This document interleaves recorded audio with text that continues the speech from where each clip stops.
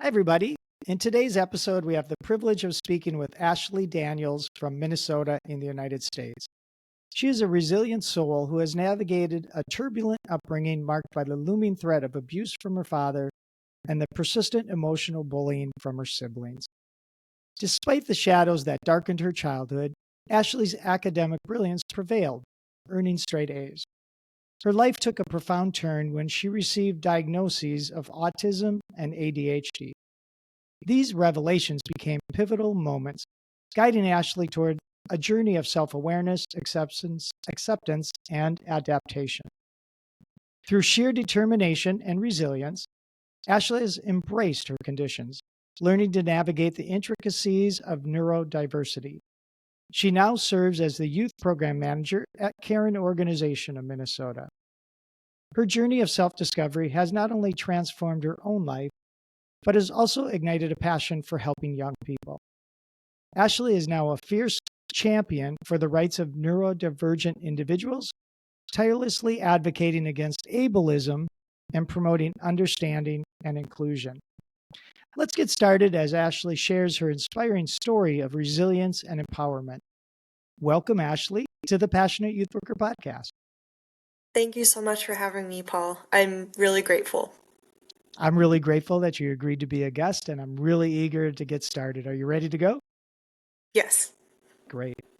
The environment that you grew up in sounds like it was a little turbulent, maybe a little tough.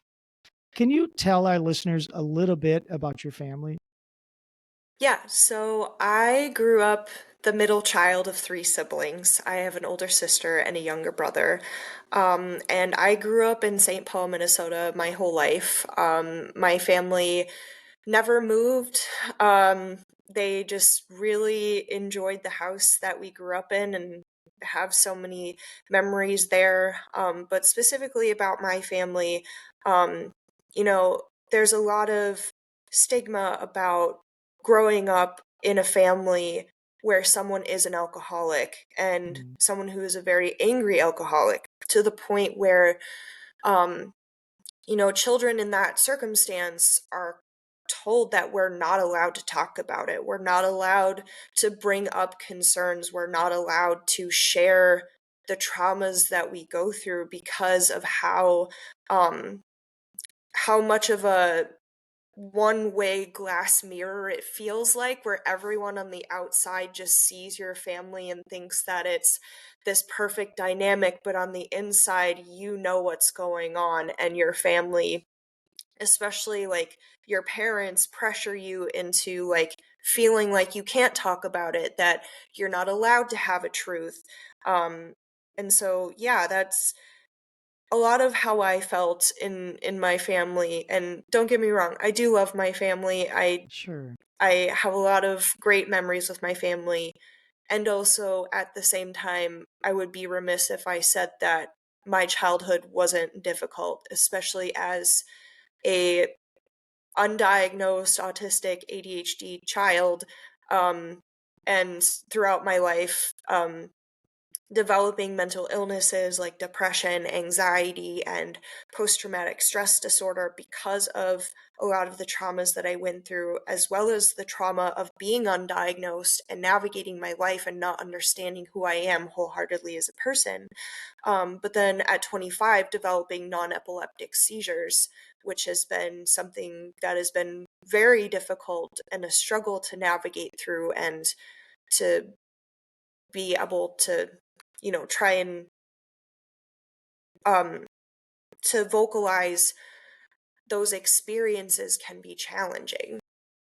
I bet they can be. And thank you for sharing a little bit about your family. Often, when we grow up in chaotic environments, it has nothing to do with love. It just has to do with what reality is and what we have to adapt to and adjust to. And I know your siblings were also kind of hard on you, and being the middle child. I was just wondering, from your perspective, why do you think your siblings, were tough and bullied you the way they did? I would say, so first and foremost, I would say that I don't blame them at all for how they treated me. Hmm. Um I do think that the way they treated me was a byproduct of how they were treated and the traumas that they were going through.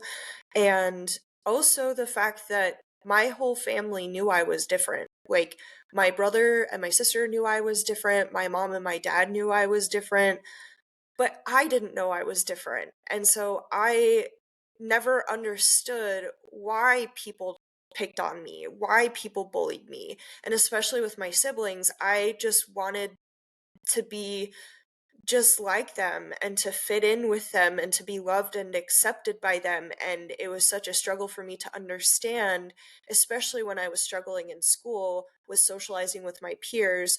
Okay, I'm struggling here, but also why are my siblings treating me this way too? And so I genuinely felt alone, like I had nobody. And the only living being that I felt like I could rely on was our family dog.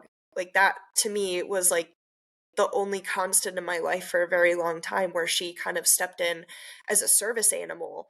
But growing up knowing and feeling like y- everybody else around you knows you're different and treats you differently, but you don't know you're different because you're struggling to navigate the world as an undiagnosed autistic ADHDer, or ADHDer for short. It was really challenging. And Yeah. yeah, again, I know that their experiences were a byproduct of their traumas, and just because that was their experience, it doesn't justify how they treated me, but it helps me to better understand so I can heal and forgive and build relationships with them again. You have a wonderful perspective and a deep sense of care and concern for them. That comes through.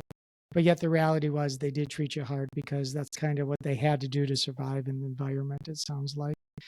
Um, and that must have been hard. I know you mentioned when we were getting to know each other, you didn't speak until you were 4 years old. So clearly kind of everybody saw you're a little different. And sometimes young kids don't know how to deal with that. So they tease and bully and all those kinds of things too. But then as you went through and you started to notice that uh, maybe your mental health wasn't as good as you thought it could be or should be, when do you think you started tuning in, Ashley, to maybe some of these other things that you're dealing with, anxiety and depression and things like that? Yeah, so I started noticing a shift in myself when I was 13 years old. I had gone through a lot of really hard experiences. Um, and at that point, at 13 years old, I had already gone through bullying. I was groomed by a family friend, or one of my best friend's family friend.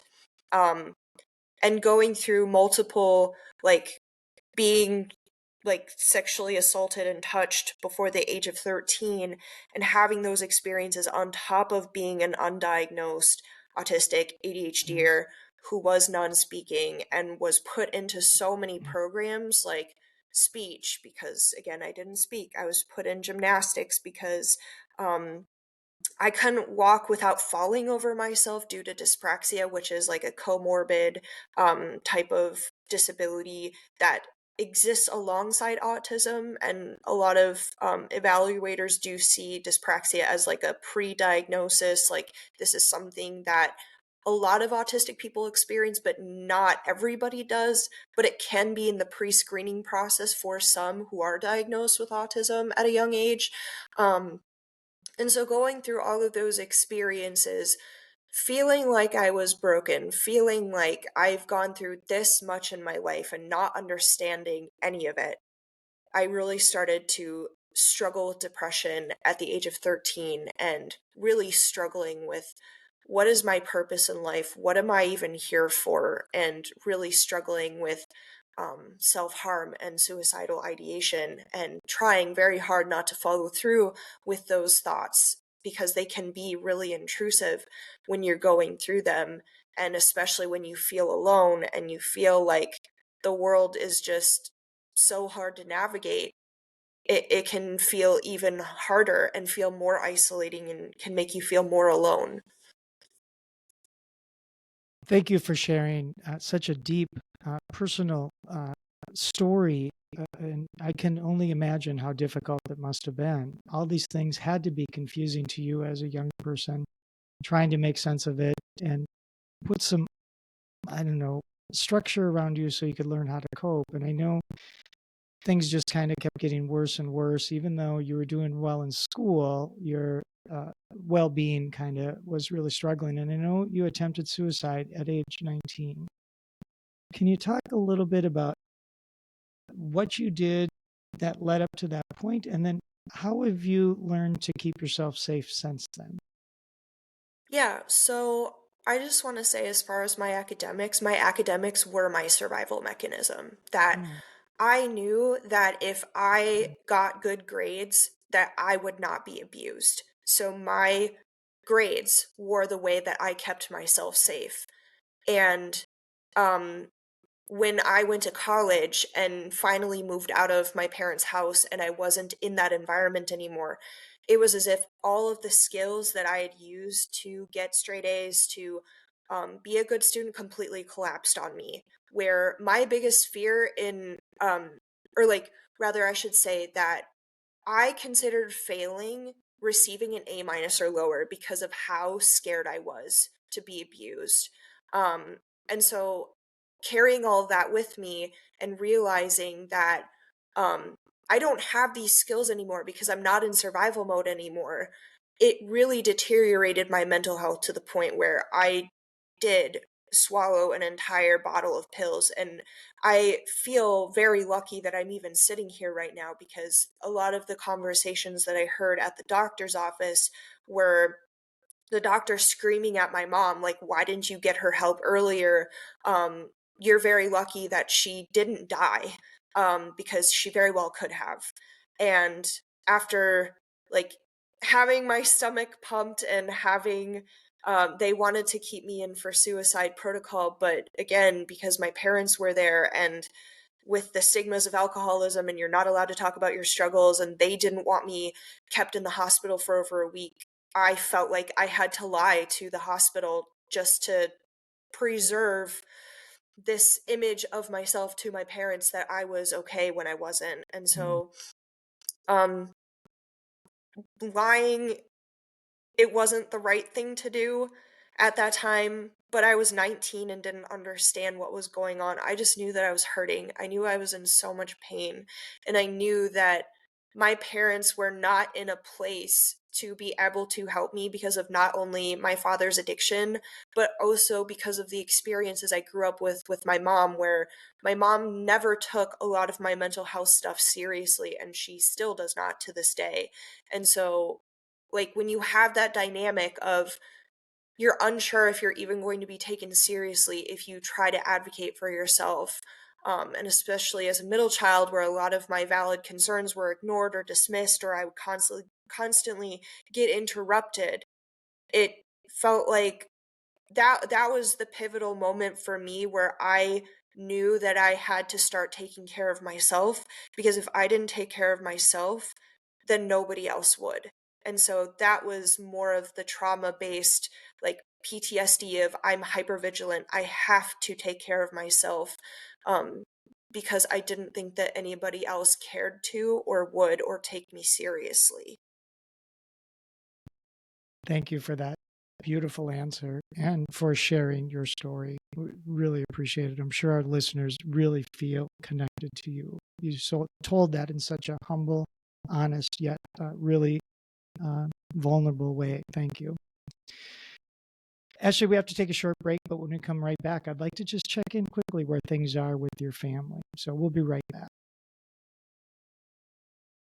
Ashley, right before the break, I mentioned I'd like to hear how things are with your mom and dad now and your siblings. How is your relationship with them now? Yeah, so I would say that the biggest growth that I have seen are both in the people who probably harmed me the most, my dad and my sister. Um, my dad is surprisingly the person that I talk to the most now. Hmm. I never envisioned that he would be the person that I would go to if I needed support, because of how unsupported I have felt from him in the past. But I do also think that because he's in the final stages of his life, where he was diagnosed with stage 4 COPD, where I feel like Hmm. he is um, kind of facing a lot of the things that he put my siblings and myself through, and a lot of the things that he has said and done to my mom, that I've seen the most growth come from him. And then also with my sister, over Christmas, it was a really hard time for me because there was um, a really tough discussion that my mom immediately tried to have with me, which wasn't the right place for this conversation to take place. But it really was the first time where I finally stood up for myself and I vocalized, you don't get to tell me how I experience my disabilities anymore. You don't get to tell me if I'm forcing my seizures for attention. You don't get to tell me that the things that I'm experiencing aren't real anymore, because I know them, I experience them, and you don't have the authority to tell me that anymore. And so for me, that whole Christmas was so overwhelming and overstimulating for me, because I didn't even walk in the door for 5 minutes and I was in tears. And my sister was the one who, after I had said, I just need to lay down, she was the one who checked in on me. And for the first time in my life, she apologized for everything. Wow. And she knew and understood Mhm. how deeply she had hurt me after Right. going through a lot of the things that she has gone through, where she's gone through addiction, she's gone through mental illness battles, she's gone through so much in her life too, that I think both of us have collectively come together to recognize that we were both deeply harmed so much in this, and our relationship has grown a lot stronger. As far as my brother and my mother, it's still really hard for me to talk about those relationships because, again, my mom is a person who has not taken me seriously. Like, anytime I've needed to go to a doctor past a certain age, it's always been a battle with her. And again, I think that also stems from her trauma of her parents never took her to the doctor when she had valid concerns. And so because I had a lot of like medical concerns growing up, like I had strep throat every month for a really long time, and got until I got my tonsils removed. I had like wisdom teeth removals. I had my gallbladder removed at the age of 22. Like, I've gone through a lot of medical needs, and I think that, with all of the things that she has experienced throughout her life, and also she had told me that my experiences make it very difficult for her to want to be my mom, especially with the development of my seizures. It is, and especially after the very tough conversation after Christmas, I have a very estranged relationship with my mom, and I don't know if someday I will feel comfortable enough to want to talk to her about these issues, or if she'll even take me seriously. But part of having to reparent myself and grow up for myself is that I need to take myself seriously and know that what I'm experiencing is real and valid, and that there are names to my experiences, such as autism, ADHD, non epileptic seizures, depression, anxiety, post traumatic stress disorder. But I think when it comes to my brother, that's the relationship that really hurts the most for me, that it deteriorated. Um, my brother and I did grow closer, and we, at a point, like had a very similar relationship to where me and my sister have now, where I was so happy to have him back in my life again, because he was somebody who did bully me. He was somebody who took a lot of people's sides over mine and believed their experiences over mine. And, um, you know, knowing now what I do know about him, like, it breaks my heart to know that, um, he doesn't want to be in my life because he thinks that he has to feel responsible for me whenever Mm. we go out to social events, if I'm going to be okay, if I'm going to have seizures, if I'm going to get overstimulated and overwhelmed. And it just breaks my heart to know that he doesn't even realize how ableist that is, and how hurtful that was for me to hear. And so, as this year embarks and he's the first one in our family to get married, I want to be able to celebrate him wholeheartedly. And also, before that happens, I also want him to understand that, like, there were things that he said that truly hurt me. And I want him to be in my life. I want to have a relationship with him. and his new fiance slash his wife in October. It's just really hard to know what that will look like after a lot of heartbreak. Thank you for sharing all that. Beautifully said. And I hope that you continue to establish good relationships with your mother and your brother as well. And I'm so proud that you were able to stand up for yourself and taking all the things you've gone through and putting them on the table for what they really are, and as a way to learn to adapt and adjust to them. You know, you and I share a love for running, and I know running kind of helps you stay grounded and keeps you mentally and physically healthy. Can you tell me? I know you and we're both runners. We could probably spend a half hour talking about running, but just one question. What is it about running for you that just helps you stay clear and focused and moving in the right direction? Yeah, so I'll just add before I get into why running is specifically important to me that growing up, I was always someone who wanted to move my body, and I didn't know at the time that I was using athletics as sensory seeking behavior.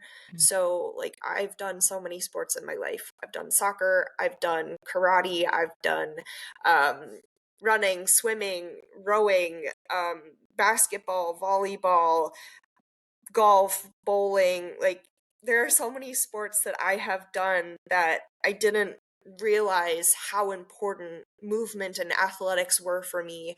Um, and so like running is my biggest special interest now.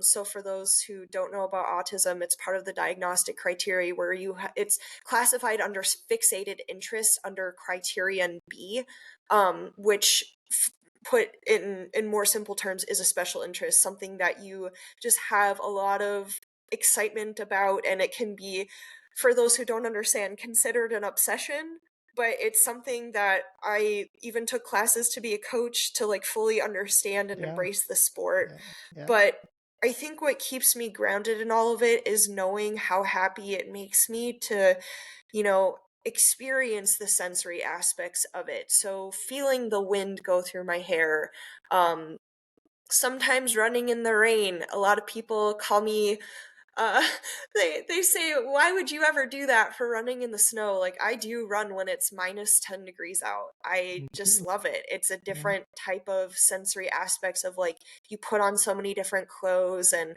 the wind is just hitting your face and the lashicles. Like, there's so many sensory aspects to running in of itself that make me so happy.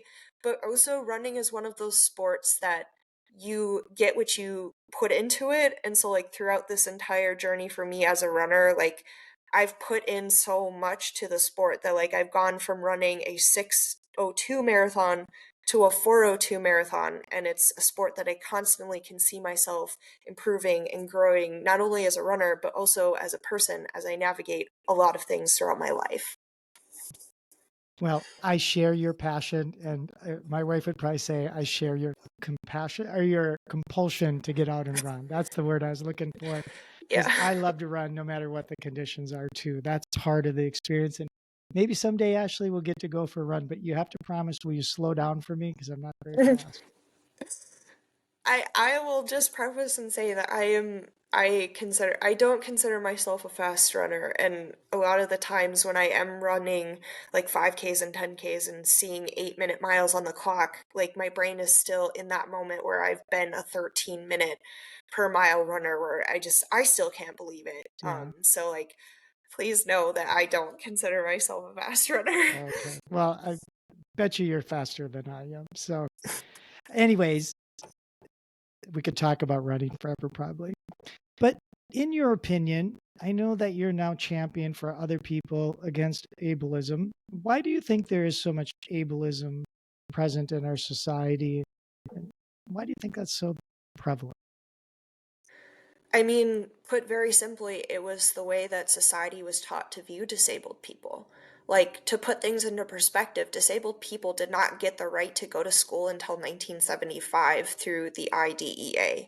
Like, that is not very long ago. And there were ugly laws put in place for disabled people to not be able to show our faces in public, especially if someone had a physical disability.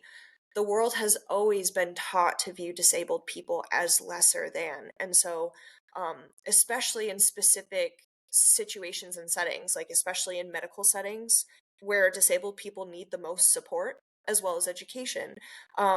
And specifically in my background and the ways that I challenge ableism and the ways that I've presented it to educators and people who do care about disabled people in education, both disabled students and faculty alike, is that when you challenge ableism, you are challenging the status quo. Teachers, especially like going through a teaching program myself for a master's degree, teachers are taught how to be ableist without actually knowing that that's what they're being taught.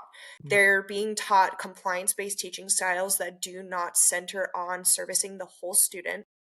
And they're being taught that a lot of aspects, specifically when it comes to neurodivergent students, are disruptive or non-compliant or and are in like pushing students, especially autistic students, to feel forced to mask in order to survive.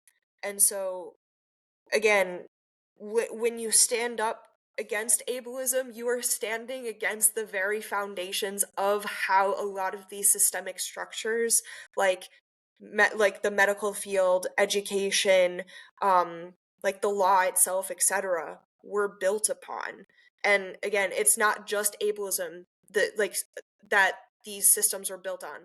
They're also built on racism and sexism and xenophobia and classism. And so intersectionally, you have to challenge them all in order to be able to provide equitable education or equitable medical service. And if you're not fully recognizing ableism in conjunction to racism, um, you are going to leave behind Black, Indigenous, and disabled people of color. And again, adding to that, if you're not acknowledging sexism, misogyny, and misogynoir, you're going to leave behind Black, Indigenous, and disabled women, or disabled feminine presenting, or disabled trans, disabled LGBTQIA plus people of color. Thank you for sharing your thoughts on that. I concur with you 100%. As a father of a disabled daughter who is an adult now, I see ableism every day of my life. And it's great to see people like you speaking up for people like my daughter. So thank you for doing that. We're near the end of the time, but I have one last question I'd like to ask you before we close our episode. But what would you say to youth workers about the importance of paying attention to neurodiversity in their support of young people? Yeah, so I'll just say that neurodiversity in itself is a giant socio-political umbrella term to describe an array of disabilities, such as autism, ADHD, any type of seizures, whether they're epileptic, non-epileptic, OCD, any type of personality disorder, any type of mental illness, but also cerebral palsy, Bell's palsy, Down syndrome, intellectual disability. So keeping in mind that neurodiversity is such a huge umbrella term that there are a lot of things that can be missed if you are not taking a look at a student from a whole perspective.